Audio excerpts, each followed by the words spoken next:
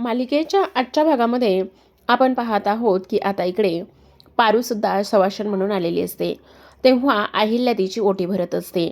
कारण इकडे शब्द दिलेला असतो अहिल्याने प्रियाला की मी आलेल्या सवाशणींची ओटी भरेन, त्यांना वाण देईल आणि तू त्यांना सवाशणींना जेवायला घाल असं सांगितलेलं असतं. आणि म्हणून इथे आता तिला हे सगळं करावंच लागणार असतं. पारूला पाहिल्यानंतर कितीही नाही म्हटलं तरीसुद्धा ह्या सगळ्या गोष्टी तिला आता कराव्याच लागणार असतात. मान, हळदी कुंकू, वाण, ओटी भरून हे सगळं काही झाल्यानंतर आता इकडे अहिल्या म्हणत असते, प्रिया सगळ्यांना आता जेवायला घाल. तेव्हा आता इकडे ती सावित्रीला आवाज देते आणि सगळ्यांची पानं वाढत असते. आज प्रियासाठी आनंदाचा दिवस तर असतोच, पण त्याहूनही सगळ्यात महत्त्वाचा दिवस हा पारूसाठी असतो. कारण पारू आज खूप आनंदात असते. आज सरते शेवटी तिला इथे जी काही अहिल्या आहे, अहिल्याच्या हातून हळदी कुंकू आणि मान ह्या सगळ्या गोष्टी इथे मिळालेल्या असतात. त्यामुळे तिचा आनंद मात्र आज इथे गगनातच मावत नसतो. तर आता आपण पाहतो की सगळ्यांना जेवणाला सुरुवात करायला सांगितलेलं असतं आणि सगळेजण आता इकडे जेवायला सुरुवात करत असतात. पारू तर खरंच खूप खुश असते. कारण तिने इच्छा व्यक्त केलेली असते की काही जरी झालं तरीसुद्धा इकडे मला जी तिची सासू आहे अहिल्यादेवी तिच्याकडूनच मान मिळावा. पण मात्र इकडे तसं न होता कशा का होईना पद्धतीने पण इकडे आता प्रियाच्या मदतीने तिला हे वाण मिळालेलं असतं. आता आपण पाहतो की सगळ्यांची जेवणं झाल्यानंतर त्या सगळ्याजणी तिथून जायला निघतात. तेव्हा लगेच आता इकडे प्रिया आणि पारू एकमेकींना मिठी मारत असतात. एकमेकींना मिठी मारल्यानंतर पारू म्हणत असते, खरंच प्रिया मॅडम आज तुमचे मनापासून आभार बरं का. ती म्हणत असते, अगं वेडाबाई काय झालेलं आहे, आभार वगैरे कशामुळे मानतेस. नाही, खरं सांगू का तुम्हाला, आज मला हा जो काही इथे मान मिळाला आहे तो फक्त आणि फक्त इथे तुमच्यामुळे. कारण सवाष्णीचा मान देवी आईकडून मिळणं आणि वाण मिळणं ह्या सगळ्या गोष्टी माझ्यासाठी खरंच खूप महत्त्वाच्या होत्या. प्रिया म्हणते, हे बघ पारू, मी असं वेगळं काहीच केलेलं नाही. जो तुझा मान होता तोच मी तुला देण्याचा प्रयत्न केला आहे. पण प्रिया मॅडम आता हे देवी आईंना कळलं असेल आणि ह्या गोष्टी देवी आईंना कळल्यामुळे आता मात्र त्या तुमच्यावर रागवतील, ओरडतील. आणि तेव्हा ती म्हणत असते, तू त्या सगळ्या गोष्टीचा अजिबात विचार करू नकोस. हे बघ आई मनाने खूप चांगल्या आहेत, त्या थोड्या वेळापुरत्या जरी ओरडल्या रागवल्या तरीसुद्धा तू एवढ्या सगळ्या गोष्टी अजिबात मनावर घेऊ नकोस असं सुद्धा इकडे आता प्रिया तिला सांगत असते. आणि पुन्हा जाताना दोघी पुन्हा एकमेकींना मिठी मारतात आणि तेव्हा पारू तिथून निघून जात असते. आता आपण पाहतो प्रियाला हे वेगळंच टेन्शन आलेलं असतं. तिला असं वाटत असतं की आता मात्र काय करायचं. इथे आईला तर ही गोष्ट समजलेली असेल आणि आईला ही गोष्ट समजलेली असल्याकारणाने त्या ओरडतील. तरीसुद्धा धाडस करून प्रिया खोलीमध्ये जाण्याचा प्रयत्न करते. तेवढ्यातच अहिल्या बाहेर येते आणि तिला आवाज देत असते. ती म्हणत असते, प्रिया थांब. त्यावर प्रिया म्हणते, काय झालं आई, तुम्हाला काही हवं आहे का. त्यावर ती म्हणत असते, आजचं तुझं हे वागणं मला अजिबात पटलेलं नाही आहे. तू अशी कशी वागू शकतेस. तू ह्या घरची सून आहेस आणि तू ह्या घरची सून असल्याकारणाने तुझी ह्या घराबद्दल काही कर्तव्य आहेत. त्याचबरोबर तुला काही मर्यादासुद्धा आहेत. मग तू मर्यादा सोडून कशी काय वागू शकतेस. हे बघ, हे तुझं वागणं पहिलं आणि त्याचबरोबर शेवटचं आहे असं समज.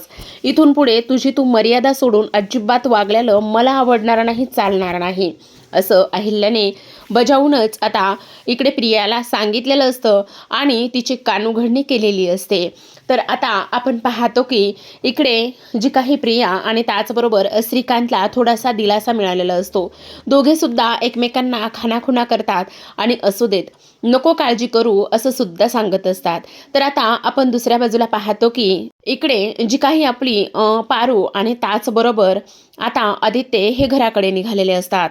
पारू आणि आदित्य घराकडे निघालेले असताना पारू म्हणत असते, आदित्य सर आज मी खरंच खूप खुश आहे. त्यावर आदित्य म्हणत असतो, का आणि कशामुळे एवढी खुश आहेस. त्यावर लगेचच आता इकडे ती म्हणत असते, शेवटी काय झालेलं आहे तुम्हाला एक गोष्ट माहिती आहे का. त्यावर लगेचच आता इकडे तो म्हणत असतो, कोणती गोष्ट आणि कसली गोष्ट काय झालेली आहे. खरं तर इकडे आता देवी आईंच्या हातून मला इथे वाण मिळालेला आहे आणि त्यामुळेच मला खूप आनंद झालेला आहे, असं सुद्धा इकडे आता ती बोलत असते. त्यावर आदित्य म्हणत असतो, अरे वा, मग ही तर चांगलीच गोष्ट आहे ना. शेवटी तुला जे हवं होतं ते सगळं अगदी तुझ्या मनासारखं झालेलं आहे ना. त्यावर आपण पाहतो की इकडे पारू म्हणत असते, हो आदित्य सर, तुम्ही म्हणताय त्या गोष्टी अगदी मला पाहिजे तशा आणि त्याच पद्धतीने झालेल्या आहेत, त्यामुळे मात्र मी खूप जास्त खुश आहे. त्यावर आता लगेच इकडे पारू म्हणत असते, हो खरंच मी खूप खुश आहे. आणि तेव्हा आदित्य म्हणतो, बरं बरं बरं, आता तू तर खुश आहेस ना, मग मला आता काही जेवायला वगैरे भेटणार आहे की नाही. पारू, खरंच तुला सांगू का, माझ्या पोटामध्ये तर कावळे ओरडायला लागलेले आहेत, चल पटकन, मला खूप भूक लागली. त्यावर पारू म्हणत असते, हो आदित्य सर, चला चला, आता जेवणच करायचं आहे ना आपल्याला घरी जाऊन. तेव्हा दोघेजण सुद्धा लगेचच घराकडे निघालेले असतात. पण त्यावर इकडे आदित्य म्हणत असतो, पण पारू, उद्या जे काही इनॉग्रेशन आहे त्यासाठी आई येईल का? मला त्याचीच खूप जास्त काळजी आहे. त्यावर पारू म्हणत असते, असं काय करताय आदित्य सर, का नाही येणार देवी आई? माझा विश्वास आहे आणि त्या त्यांच्या मुलाला आशीर्वाद द्यायला येणार नाही असं कधी होईल का? शक्यच नाही. मला पूर्ण खात्री आहे की देवी आई उद्या तुमच्या इथे उद्घाटनाच्या कार्यक्रमाला, पायाभरणीच्या कार्यक्रमाला नक्की येतील. तुम्ही अजिबात काळजी करू नका. आणि त्याचबरोबर तुम्ही त्यांना आमंत्रण दिलेलं आहे ना, मग देवी आई नक्की येणार, माझा बघा विश्वास आहे, असं सुद्धा आता इकडे पारू आदित्यला म्हणत असते. तर आता आपण दुसऱ्या बाजूला पाहतो की इकडे आता प्रीतमला फोन आलेला असतो, कारण उद्या आता त्यांना सुद्धा इनॉग्रेशनसाठी जायचं असतं आणि कसं जायचं, काय करायचं, हाच प्रश्न त्यांना पडलेला असतो. खरं पाहायला गेलं तर आता इकडे प्रियाची पूर्ण तयारी असते. प्रिया सगळी काही तयारी करत असते आणि तयारी करत असताना इकडे वेगवेगळे कुर्ते, जो काही आपला प्रीतम आहे त्याला ट्राय करत असते. कुठला कुर्ता खूप छान दिसेल, कुठल्या कुर्त्यामध्ये तो सुंदर दिसेल, ह्या सगळ्या गोष्टी आता इकडे प्रिया पाहत असते. तेव्हा आपण पाहतो की लगेचच आता इकडे प्रीतम म्हणत असतो, काय चाललंय प्रिया तुझं? अरे असं काय करतोय प्रीतम, आपल्याला जायचं आहे ना उद्या? हो जायचं आहे, पण मला एक गोष्ट कळत नाही, आपण तिथे कसे जाणार आहोत? आपल्याला घरामधून सगळ्यांना इकडे लपून छपून जावं लागणार आहे आणि काही जरी झालं तरी सुद्धा आपण इकडे कोणाच्याही नजरेस पडता कामा नये, असं आता इकडे त्याचं म्हणणं असतं. तेव्हा इकडे तो म्हणत असतो, हो तू अजिबात काळजी करू नकोस. पण कशी काळजी करायची नाही तेच तर काही कळत नाही. काय होणार आहे उद्या त्यासुद्धा गोष्टीचा मला आता अंदाज येत नाही, असं सुद्धा आता इकडे तो बोलत असतो. त्याचबरोबर आपण पाहतो की आता इकडे ती खूप जास्त टेन्शनमध्ये असते आणि तेव्हा इकडे ती म्हणत असते, पण आजचं इकडे आईंचं वागणं बघितल्यानंतर मला खरं तर खूपच टेन्शन आलेलं आहे की उद्या आई तिकडे जातील की नाही. खरं तर आईने तिकडे गेलं पाहिजे आणि आईंनी तिकडे जाऊन सगळ्यांना आशीर्वाद दिले पाहिजेत. तेवढ्यातच आता श्रीकांत तिथे आलेले असतात आणि श्रीकांत म्हणत असतात, प्रिया आणि प्रीतम. त्यावर इकडे ती म्हणत असते, हां बाबा या ना, काय झालेलं आहे, या ना बसा. तेव्हा लगेच आता आपण पाहतो की श्रीकांतसुद्धा त्यांच्या बाजूला येऊन बसतात. आता श्रीकांत त्यांच्या बाजूला येऊन बसल्यानंतर आपण पाहतो इकडे श्रीकांत म्हणत असतात, का काय झालेलं आहे, उद्याची तयारी कुठंपर्यंत आलेली आहे? त्यावर लगेच आता इकडे ते दोघे सुद्धा म्हणतात, आम्ही तिकडे जाणार तर आहोत, पण आम्ही तिकडे गेल्यानंतर तीच गोष्ट इकडे जे काही आपली आई आहे तिला आवडेल का नाही, हीच गोष्ट मला कळत नाही. त्यावर श्रीकांत म्हणत असतात, हे बघ इथे तुला एक गोष्ट सांगू का, आता मी तर तिकडे येऊ शकणार नाही. बाबा असं काय करताय, तुम्हाला तर तिकडे यावंच लागणार आहे ना. त्यावर लगेचच आता इकडे श्रीकांत म्हणत असतात, नाही रे बाळांनो, मी तिकडे नाही येऊ शकत. पण बाबा असं काय करताय, का नाही येऊ शकत? हे बघ, आता ह्या शेवटच्या वयामध्ये मला इकडे अहिल्याला अजिबात दुखवायचं नाही. किंवा लगेच आता माझ्या शेवटच्या ह्या दिवसामध्ये मला इकडे अहिल्याला अजिबात दुखवायचं नाही आहे बघ. आणि तसंही पाहायला गेलं तर माझे दिवस फारसे किती राहिलेत आणि त्यामुळे मला अजिबात कोणतीच रिस्क घ्यायची नाही, असं सुद्धा आता इकडे ते बोलत असतात. तेव्हा आपण पाहतो की इकडे प्रिया म्हणत असते, बाबा काय झालंय, तुम्ही असं का बोलताय, तुम्हाला काही त्रास होतोय का? तुम्हाला जर कसला काही त्रास होत असेल तर प्लीज तुम्ही आम्हाला तसं सांगा हां, प्लीज बाबा, असं अजिबात इकडे तुम्ही अंगावरती वगैरे काढू नका, असं सुद्धा आता इकडे ती बोलत असते. त्याचबरोबर आपण पाहतो की आता इकडे श्रीकांत म्हणत असतात, नाही रे मुलांनो, नाही, मला तसला कोणताही आणि कसलाही त्रास होत नाही. पण तुम्हाला एक गोष्ट सांगू का, हे बघा, अशा उतार वयामध्ये आत्ता मी इकडे अहिल्याला नाही दुखावू शकत. आणि मी गेलो काय किंवा तुम्ही गेलात काय, त्याने काही एक फरक पडत नाही, असं सुद्धा आता इकडे तो बोलत असतो. त्याचबरोबर आपण पाहतो की आता इकडे लगेचच प्रिया आणि प्रीतम म्हणत असतात, एक गोष्ट मात्र लक्षात ठेवा प्रीतम आणि प्रिया, तुम्ही तिकडे जाणार आहात ना पारूकडे, तर मग तिथल्या सगळ्या काही अपडेट आणि सगळ्या काही गोष्टी मला तुम्ही सांगणार आहात, ठीक आहे. त्यावर लगेच आता ते दोघे सुद्धा म्हणत असतात, हो बाबा, तुम्ही अजिबात काळजी करू नका, तुम्हाला तिकडचे सगळे काही अपडेट मी इथे देणार आहे, तुम्हाला काळजी करण्याची काही गरज नाही, असं सुद्धा आता इकडे ते दोघेजण बोलत असतात. त्याचबरोबर आपण पाहतो की आता इकडे दुसऱ्या बाजूला जी काही आपली पारू आहे ती खूप अभ्यास करत असते. उद्या पेपर असतो, त्याचबरोबर उद्याच आदित्यची पूजासुद्धा असते. आणि त्यामुळे इकडे आता तिचं जे काही तिने पाठांतर केलं होतं, जो काही अभ्यास ती करत होती, तो अभ्यास मात्र तिच्या कसलाही लक्षात राहत नव्हता. आणि त्यामुळे बिचारी रडकुंडीला आली होती, रडायला लागलेली असते. तेवढ्यातच आदित्य तिथे येतो आणि म्हणत असतो, अगं अगं पारू, काय हे, काय झालंय तुला, रडतेस का? आदित्य सर काय करू मी, मला कळत नाही, मी एवढा अभ्यास केला, एवढं सगळं आत्तासुद्धा पाठांतर करते, पण माझ्या एक शब्दसुद्धा लक्षात राहत नाही. हां, आदित्य म्हणतो, अगं पारू जरा शांत हो, हे बघ शांत हो, तुझा सगळा अभ्यास झालाय. नाही आदित्य सर, माझ्या लक्षात राहत नाही. अगं किती तो वेंदळेपणा, ये बरं इथे ये बस. अगं एखाद्या जत्रेमध्ये हरवलेल्या मुलीसारखी तुझी अवस्था झालेली आहे, अशी काय करतेस तू? आणि हे बघ, तू पॅनिक होऊ नकोस, टेन्शन घेऊ नकोस, सगळं काही व्यवस्थित होणार आहे. तू अशी पॅनिक झालीस, टेन्शन घेतलंयस ना, त्यामुळे तुला असं वाटतंय की तुझा खूप गोंधळ उडालाय आणि तू अभ्यास केलेलं तुझ्या लक्षामध्ये काहीच राहत नाही, असं तुला वाटतंय. पण प्लीज हे बघ, मन शांत ठेव, तुझा सगळा अभ्यास झालाय, मी स्वतः तुझा सगळा अभ्यास घेतलाय ना, मग तुला काय होणार आहे, काही होणार नाहीये. आणि त्याचबरोबर तू एक्झामसुद्धा व्यवस्थित पेपर लिहिणार आहेस.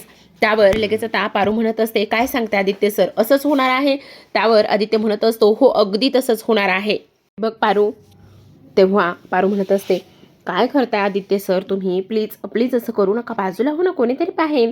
त्यावर लगेच आता इकडे आपण पाहतो की तो म्हणत असतो, अगं कोण नाही पाहते, आणि तुला एक गोष्ट सांगू का, हे बघ, सगळा अभ्यास तुझा झालेला आहे, तुला काळजी करण्याची काही गरज नाही आहे. त्यावर लगेचच आता इकडे तो म्हणत असतो, हो पण हे बघ, पॅनिक होऊ नकोस, आणि खात्री आहे, विश्वास आहे की सगळं काही तू व्यवस्थित करणार आहेस. हे बघ, आणि मला खात्री आहे, विश्वास आहे की तू व्यवस्थित पेपर लिहिशील, कारण तुझा अभ्यासच तसा सगळा काही झालेला आहे पारू. हे बघ, काळजी करण्याची काही एक गरज नाही, कळलं तुला? त्यावर इकडे आता पारू म्हणत असते, हो ते सगळं समजा कळतंय मला. आणि त्यावर लगेच आता इकडे ती पॅनिक व्हायला लागलेली असते. त्यामुळे आदित्य मात्र तिला जवळ घेत असतो आणि तिला शांत करण्याचा तो पूर्णतः इकडे प्रयत्न करत असतो. तेव्हा पारूसुद्धा आता इकडे त्याच्या मिठीमध्ये विसावलेली असते आणि शांत होण्याचा प्रयत्न करत असते. तर आता दुसऱ्या दिवशी सकाळची वेळ असते. दुसऱ्या दिवशी सकाळी पारूने छान स्वतःचं आवरलेलं असतं. आदित्य हा इकडे त्याच्या इनॉग्रेशनसाठी निघालेला असतो. तर आता पारूसुद्धा आवरून छान तयार झालेली असते आणि तीसुद्धा आता इकडे जो काही आदित्य आहे त्याच्याबरोबर कॉलेजमध्ये निघालेली असते, म्हणजे तिचा पेपर असतो आणि त्या पेपरच्या ठिकाणी ती इकडे निघालेली असते. तेव्हा आपण पाहतो की इकडे आता आदित्य म्हणत असतो, पारू मला एक गोष्ट सांग, हा एवढा महागडा शर्ट तू कुठून घेतलास? म्हणजे एवढा मोठा महागडा शर्ट घेण्यासाठी तुझ्याकडे पैसे कुठून आले? त्यावर लगेच आता पारू म्हणत असते, आदित्य सर हे बघा, मी शर्ट घेतलाय ना, तो तुम्हाला आवडला नाही का? अगं ऑब्व्हियसली मला शर्ट खूप आवडला आहे, पण पैसे कुठून आले? त्याचं काय ना, मी टिफिनच्या डब्यात टिफिनचे जे काही पैसे होते त्यातून तो शर्ट घेतला आहे, मग आवडला आहे मला. पण पारू हे बघ, आज पहिल्यांदा इथे माझ्या बायकोने माझ्यासाठी खरेदी केली, मग तुला आवडणार नाही असं कसं होईल? छान पेपरले आणि त्याचबरोबर व्यवस्थित वेळेवर पेपर लिहून झाल्यावरच तिकडे यायचं आहे, समजलं? असं आता इकडे तो तिला सांगत असतो. तेव्हा पारूसुद्धा म्हणत असते, तुमचा कार्यक्रमसुद्धा अगदी वेळेत व्हावा आणि त्याचबरोबर छान व्हावा. आणि तेव्हा इकडे तो म्हणत असतो, मी चेक केले, तुझा अभ्यास सगळा काही झालेला आहे, त्यामुळे तुला घाबरून जाण्याची अजिबात गरज नाही, समजलं तुला? असं सुद्धा आता इकडे तो बोलत असतो.